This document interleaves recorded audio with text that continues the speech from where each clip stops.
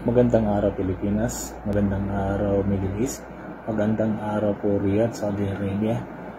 Ako po si Jason Ramos, isang estudyante ng ICSA.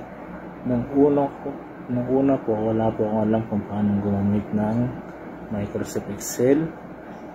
Sa mga katulad ko pong OFW, highly recommended ICSA at hindi rin po mahirap sa schedule dahil may online class po. Marami po ako natutunan sa ICSA online class.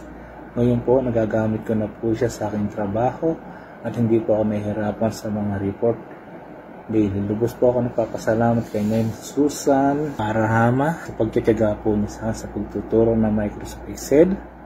Highly recommended po dahil online class po naman at hindi tayo mahirapan sa schedule. At sa aking mga kaklase, lubos po ako nagpapasalamat at marami din po ako natutunan sa mga staff ng ICSA. Mababait po sila at hindi po open mind.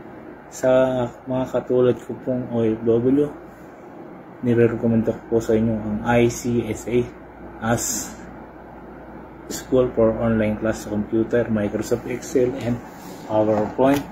Marami po tayong matutunan. Salamat po muli sa mga staff at bumubuo ng ICSA.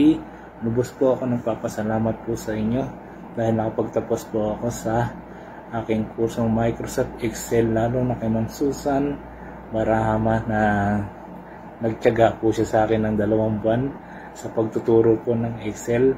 Kahit na wala po akong alam, marami naman po siya akong natutunan sa kanya. Ngayon po, hindi po ako mahihirapan sa aking trabaho. Muli, salamat po sa ICSA Kuwait. Maraming salamat po.